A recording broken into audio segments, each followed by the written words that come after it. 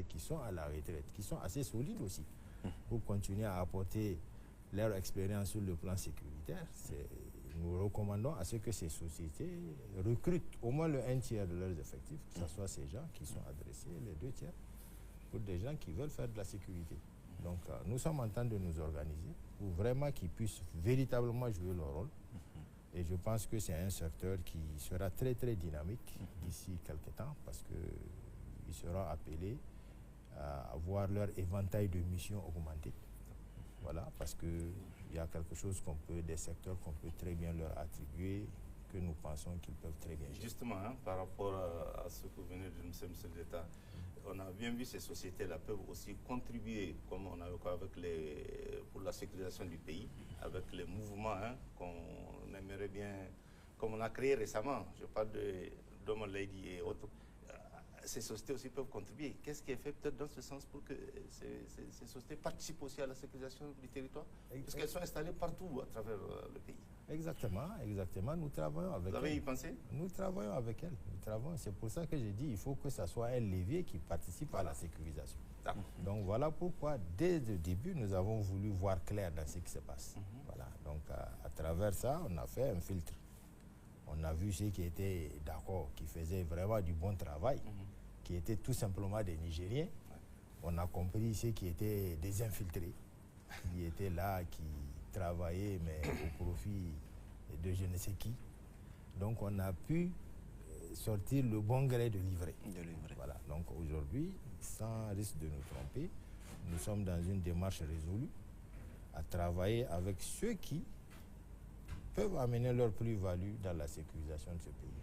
Voilà. Donc c'est pour ça que j'ai dit des milliers qu'elles étaient. Ces sociétés, aujourd'hui, nous sommes à 52. Pourtant, on se sent mieux. Justement, monsieur le ministre, beaucoup voient là-bas beaucoup d'emplois qui sont perdus. Alors c'est pour ça on a besoin de savoir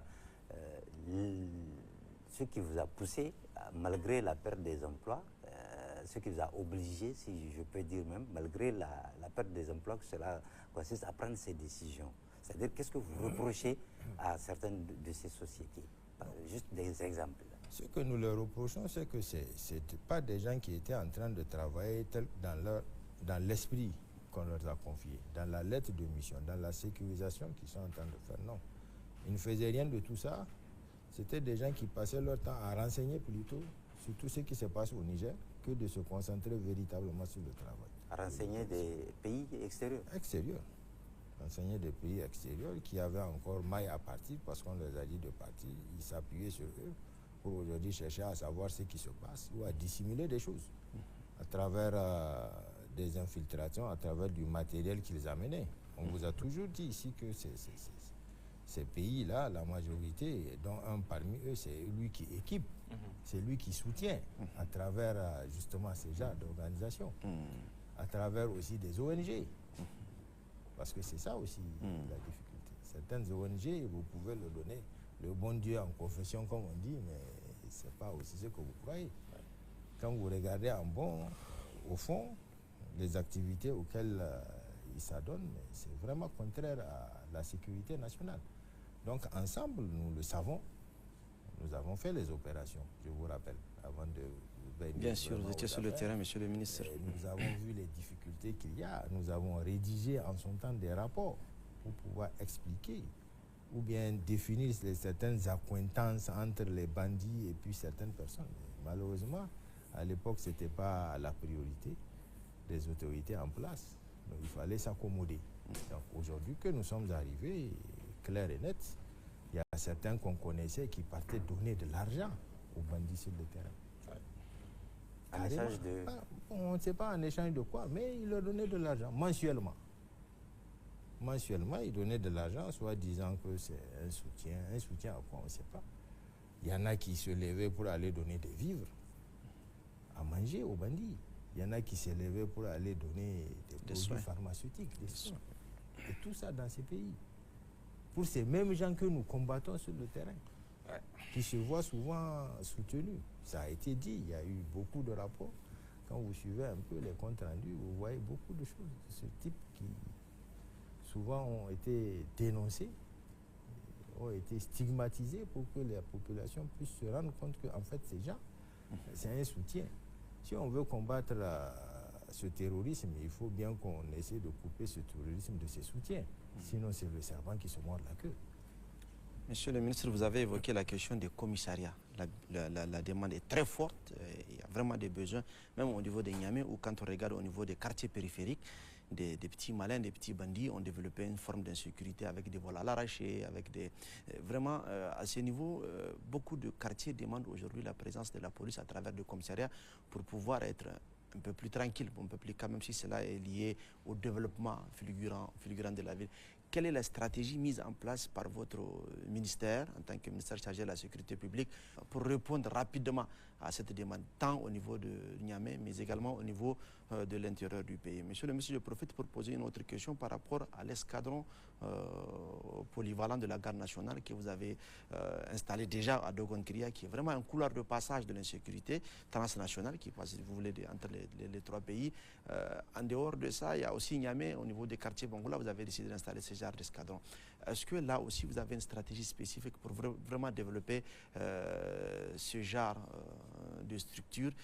Mais avant, est-ce que vous pouvez nous expliquer qu'est-ce que c'est que l'escadron polyvalent? D'accord. Merci, M. Abadi. Un escadron polyvalent, c'est un escadron qui a la capacité de faire beaucoup de choses en même temps. Vous avez les enquêtes, vous avez l'engagement terrain. Donc c'est une polyvalence de ces activités, c'est ce qui permet donc de l'appeler un escadron polyvalent. Une fois qu'on l'a sur place, on peut faire beaucoup. Dans l'armée, il y a cet engagement militaire et il y a ce travail de police qui généralement est fait par la gendarmerie. Donc chaque fois quand vous voyez une troupe militaire s'engager, les OPJ, il y a toujours les OPJ qui suivent. Donc, tout ça pour pouvoir documenter, parce qu'à l'épreuve du temps, on a compris que certains bandits qu'on arrivait à attraper, on les remettait à la justice et on nous reprochait qu'il n'y avait pas de preuves. Ils sont relâchés après. Ils sont relâchés automatiquement après. Bon, un militaire, on ne lui a pas appris à faire un PV. On lui a appris à aller au combat. Celui qui doit faire le PV, c'est lui qui doit adresser toutes ces questions, c'est bien le gendarme. Bien sûr. Donc finalement, on essaie d'aller ensemble avec cela. Maintenant, au niveau des escadrons polyvalents, vous avez ces OPJ, vous avez ces gens qui sur le terrain peuvent vous faire un rapport. Une fois qu'ils réfèrent quelqu'un, toute la documentation est là pour pouvoir le charger et pouvoir vraiment le mettre devant ses responsabilités. Donc ces genres d'escadrons, elles sont autonomes, ils peuvent travailler dans un environnement isolé, avec tous leurs moyens, pourvu qu'on leur donne le moyen. Parce que comme une force spéciale. Exactement. Non, différent des forces spéciales. C'est une force régulière, parce qu'il y a aussi les forces spéciales au niveau de la garde nationale, qui sont là aussi, qui font ce travail. Il y a aussi ces forces spéciales au niveau de la police, qu'on appelle les CMCF, ou bien la brigade d'intervention, celle qui a intervenu le jour de l'attaque de l'aéroport, si vous vous souvenez. Bien sûr. C'est des gens qui travaillent effectivement, qui ont ces techniques de pouvoir réagir à ces genres d'attaques. Donc, notre stratégie, c'est la montée en puissance. Qu'est-ce qu'il faut? Il faut des effectifs. Ça fait longtemps que ce pays, que cette armée, que ces forces de défense et de sécurité ont toujours posé ce problème d'effectifs. Malheureusement, on n'a pas très bien été écouté, et qui fait que des années et des années, c'est maintenant véritablement que vous sentez qu'on recrute beaucoup. Au niveau de l'armée, au niveau de la police, au niveau donc de la gendarmerie et de la garde. Sinon, vous ne pouvez pas comprendre quand même que certaines localités, pas des moindres, je peux vous citer Tilia, que je connais, qui n'avait pas de commissariat, des préfectures. Donc, on ne pouvait pas imaginer que des endroits comme ça existent encore au Niger. Donc il fallait les recenser, les communes, et trouver vraiment la possibilité de pouvoir traiter ces questions-là avec ces gens, parce qu'ils sont demandeurs. C'est une évidence. On ne peut pas être à Tilia et ne pas disposer d'un commissariat. Parce qu'il faut savoir c'est où Tilia d'abord. Donc tout ce qui se passe là-bas souvent échappait à l'État, parce qu'il n'y avait pas ce rapport qui venait, ces comptes rendus qu'on faisait directement. l'armée peut très bien se pencher sur des questions précises, mais pour entrer dans la subtilité, il faut les autres forces qui ont été formées pour ça. C'est la police, c'est les unités de renseignement, c'est eux à qui on reconnaît ce genre d'activité. Donc, nous allons continuer le recrutement. Et le recrutement, quand nous le faisons au niveau de la police, il est quantitatif et il est qualitatif. Ah oui, parce que nous recrutons vraiment des universitaires. Nous recrutons des gens qui sont des spécialistes dans des domaines pointus, tels que l'informatisation, qui ont le background civil pointu. Nous les recrutons pour pouvoir vraiment renforcer en capacité dans tous les domaines, pour que notre police puisse être moderne. Professionnel. Voilà, moderne et professionnel. Parce qu'il faut d'abord, c'est vrai, nous sommes dans l'urgence, il faut répondre aux questions sécuritaires, mais il faut aller à la modernisation. C'est ce qu'on dit, c'est les effectifs, c'est la modernisation, et cette fois-ci, c'est aussi le renseignement. Justement, c'est le dernier niveau de la question, le renseignement. Alors, au Niger, est-ce qu'on peut dire que le Niger est un pays bien renseigné aujourd'hui? Est-ce que nos services de renseignement fonctionnent comme vous le souhaitez? Oui, ils sont très efficaces. Vous le constatez par vous-même. Parce que il me semble que ça fait quoi? Ça fait bientôt, comme on a dit, M. Abdoulaye, 28 mois que la France a voulu nous taper dessus. Oui. Et justement, si aujourd'hui la France n'est pas venue nous taper dessus, c'est parce que certains renseignements lui manquent. Fonctionne, oui. Voilà, parce qu'aujourd'hui, militairement parlant, tu ne peux pas aller attaquer quelqu'un tant que tu n'as pas certains détails de renseignement. Et si tu n'arrives pas à les avoir, là, ça se complique. Et donc, tout le travail que nous sommes en train de faire, justement, c'est essayer de couper ces genres de renseignements. Et aussi leur dire souvent, parce qu'on arrive aussi à avoir des renseignements contre eux. Donc, de leur dire que ça, nous sommes au courant. Faites attention. Voilà, on vous voit venir. L'anticipation, la prospective, nous le faisons. Nous essayons de leur dire, de les adresser, écoutez, en faisant ça, vous n'avez aucune chance, puisque déjà, on comprend quel est votre objectif. Comme on le dit en planification militaire, quel est votre état final recherché. Donc, nous le savons, donc nous les adressons. Faites attention, en faisant ça, vous ne pouvez pas réussir. Puisque nous sommes déjà là, on a pris les dispositions qu'il faut. Donc le renseignement est utile.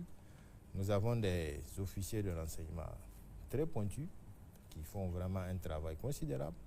Et ce renseignement aussi, nous appelons aussi la population, on le constate. La population participe vraiment ces temps-ci à nous donner des renseignements. Ça oui, on le fait. Donc c'est des efforts qu'il faut soutenir, c'est des efforts qu'il faut encourager pour que les gens puissent vraiment se sentir concernés dans cette dynamique sécuritaire dans laquelle nous sommes, parce que c'est une affaire de tout le monde. Il faut que nous le comprenions. Il faut que tout le monde sache que ce n'est pas uniquement militaire. Non, c'est tout le monde. Il y a les militaires qui jouent le rôle, il y a les chefs religieux, il y a les chefs traditionnels, il y a la population, il y a tout le monde, la société civile. Quand on est dans une situation comme ça, on voit un danger, on l'adresse tout de suite. Pour que les spécialistes puissent en prendre compte et puis pouvoir gérer donc, ce problème. Donc notre objectif est très clair, c'est disposer d'une force mieux formée, mieux équipée, mieux coordonnée, capable de répondre avec efficacité aux menaces qui sont constantes, qui évoluent d'une façon très rapide. D'accord. Voilà. Abari. Monsieur le ministre d'État, quelle approche novatrice développez-vous aujourd'hui pour renforcer l'adhésion et la collaboration des populations aux efforts de sécurisation du pays? Parce que qui dit sécurisation, quand même, on a besoin de l'adhésion de la population, de sa participation, mais également de sa collaboration. Exactement. Je suis tout à fait d'accord avec vous. Sans la confiance des populations, aucune stratégie sécuritaire ne tient la durée. Ça, il faut être convaincu là-dessus. Nous avons fait le choix, nous, à notre niveau, de placer le citoyen au cœur du dispositif.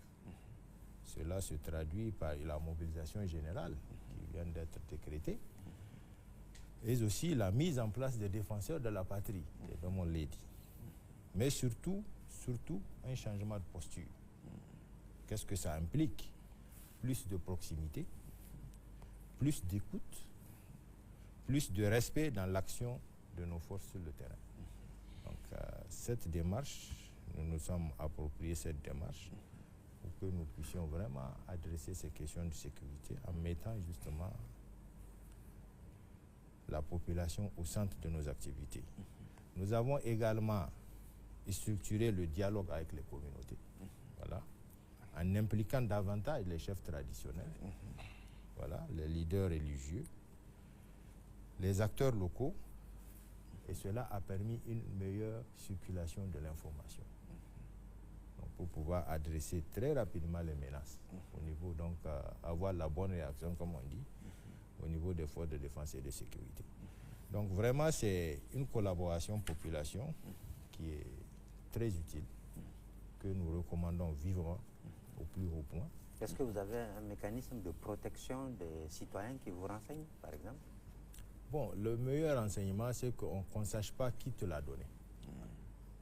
Parce que s'il faut se mettre à vouloir sécuriser tous ces agents de renseignement, on les appelle les sources, ça va être compliqué.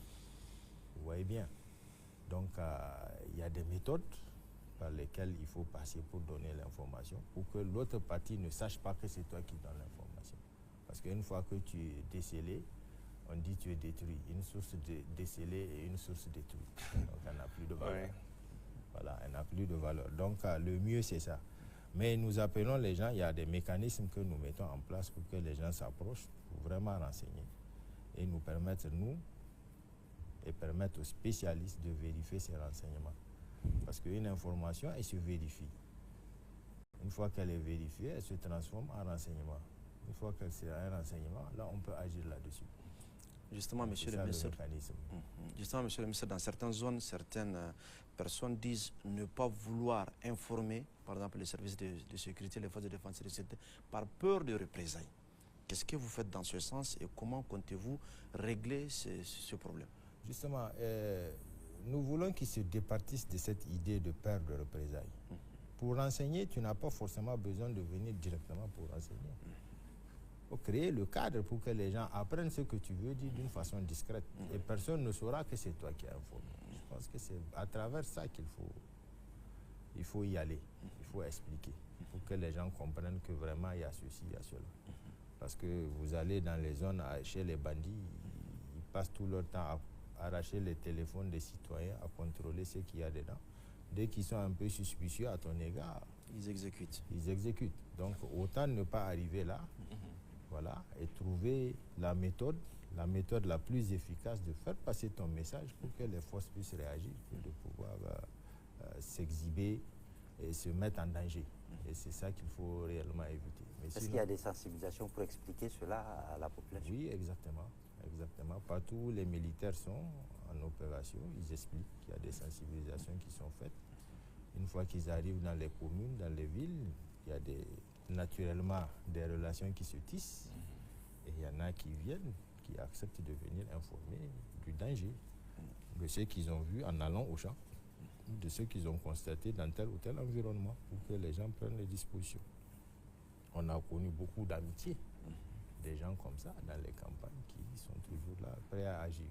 Aujourd'hui, le concept d'homme lady s'appuie sur ça, sur ces opportunités qu'il y a. Et c'est ce que cette ordonnance de mobilisation, c'est ça que ça définit. La mobilisation aurait été beaucoup plus effective si nous avons pris dans notre démarche institutionnelle, si nous avons gardé cet état d'esprit de vouloir toujours continuer le service militaire. Les gens auraient pu percevoir tout son sens. Oui. Voilà, mais malheureusement, depuis, je crois, les années 90, non? C'est ça, à la conférence nationale, où on a suspendu ce service militaire. Supprimé, carrément. Pour un pays comme le Niger, aujourd'hui, on est à l'épreuve du temps. On constate que c'était nécessaire. Voilà, il ne fallait pas y arrêter. Comptez-vous le ramener? Mais bien sûr que ça existe dans les dispositions. Il faut qu'on ramène le service militaire. L'année passée, la nécessité s'est fait poser parce que il y avait certains diplômés de l'enseignement supérieur qui auraient dû faire le service militaire. C'était les vacances passées. Ça n'a pas été possible pour des problèmes de ressources comme vous connaissez. parce que l'embargo continue à faire toujours ses effets. Mais c'est des trucs, une fois que la situation économique se sentirait, certainement qu'on va ramener ça. Autant qu'on ait des gens qui sachent se défendre que des gens qui ne sachent pas se défendre. Aujourd'hui, le pays est vaste. On ne veut pas dire que tout Nigérien est un militaire, mais il faut que tout Nigérien soit une sentinelle. Voilà. Je pense que ça peut être cela. En allant dans les centres de formation, en faisant le service militaire, on acquiert certains réflexes. Et ce sont des réflexes qui sont utiles par des moments comme ça. Et c'est ce que nous cherchons à encourager. D'accord. Donc aujourd'hui, les résultats sont vraiment encourageants. Les populations s'impliquent davantage. Le renseignement remonte mieux. Mais